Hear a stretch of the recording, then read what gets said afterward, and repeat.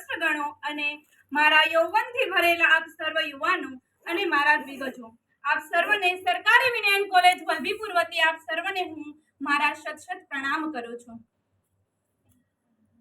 આજે આટલા ખૂબ સરસ કાર્યક્રમમાં આપણે ઉપસ્થિત થયા છે અને જ્યાં અમૃત ઘાયલની કવિતાના પડકારા સંભળાઈ રહ્યા હોય, અમૃત ઘાયલની કવિતાના પડકારા સંભળાઈ રહ્યા હોય અને રમેશ મહેતાના ભણકારા સંભળાઈ રહ્યા હોય અને એ જ ભૂમિ પર આપણને બોલવાનો મોકો મળ્યો છે, તે માટે આજે હું ગૌરવ અનુભવું છું।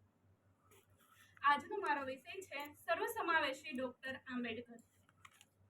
હવાનો અહંકાર હતો એ, હવાનો અહંકાર હતો એ, યુગનો ચમત્કાર હતો એ, યુગનો ચમત્કાર હતો એ, ભારતના બંધારણને ઘડનાર હતો એ, યુગનો સર્જનહાર હતો એ, ઘર ઘરમાં પહોંચી, ઘર ઘરમાં પહોંચી જ્ઞાન ગંગા મસ્તક પર ચાલનાર હતો એ અને ભારતની સરકારનો માત્ર એક જ દલિતોની સરકાર હતો એ।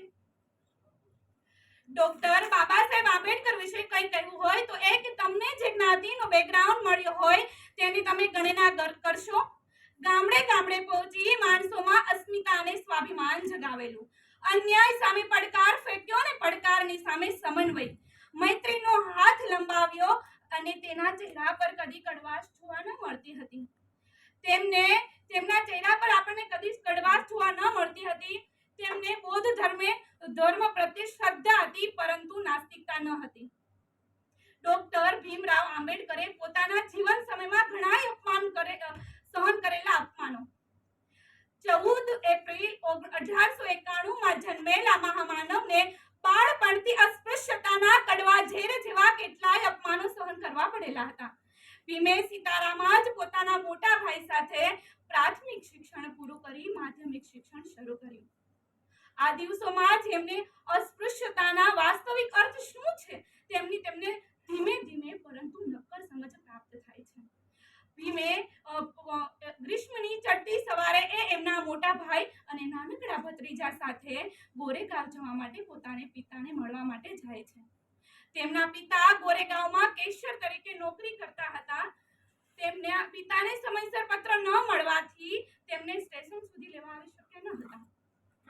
તેઓ કલાકો સુધી રાહ જોઈ અને થાક્યા પછી માંડ ત્યાંના સ્ટેશન માસ્ટરને સમજાવીને બળદગાડું મેળવી શક્યા હતા। તેઓ બળદગાડાવાળા સવર્ણ હિન્દુ હતા।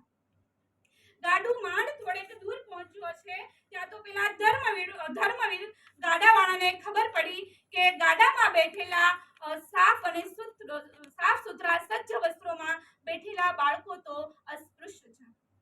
તેમણે આવેશમાં આવીને જેમ કોઈ કચરા પેટીને ઊંધી નાખી દે તેમ તેને રોડ ઉપર ફેંકી દીધા અને એમને લાગ્યું કે આ મારું ગાડું અપવિત્ર થઈ ગયું છે અને મારા પાલતુ પ્રાણીઓ અસ્પૃશ્ય થઈ ગયા છે। ભીમે પોતાના જીવનમાં પહેલો ઘાતકી આંચકો અનુભવ્યો હતો। એને એમ લાગ્યું કે હું એવા અસ્પૃશ્ય કુટુંબમાંથી આવું છું કે જેમના માટે ગંદુ પાણી અને પીવા માટે ગંદુ પાણી અને ખાવા માટે ગંદી ચીજો જ લખાયેલી છે।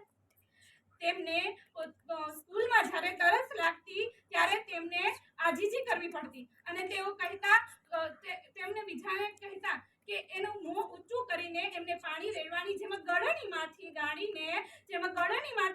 ગાળીને પાણી જેમાં આપવામાં આવતું હોય તેમ તેને મોં ઊંચું કરીને પાણી પીવાની મહેરબાની કરતા।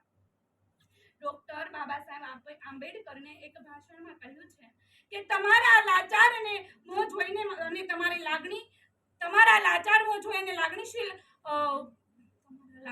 જોઈને કરુણાજનક વાણી સાંભળીને મારું હૃદય ફાટી પડે છે।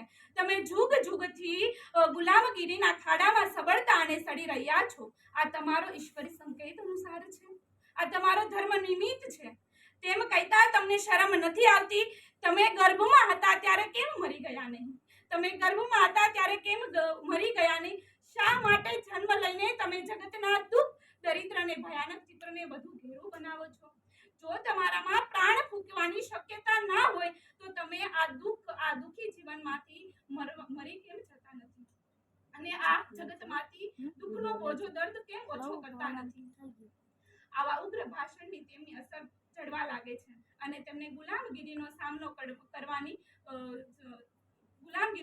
કરવાની ચાનક ચઢવા લાગે છે। જાન્યુઆરી 1925માં તેમણે સોલાપુરમાં દલિત વિદ્યાર્થીઓ માટે છાત્રાલય શરૂ કર્યું. 1925માં તેમને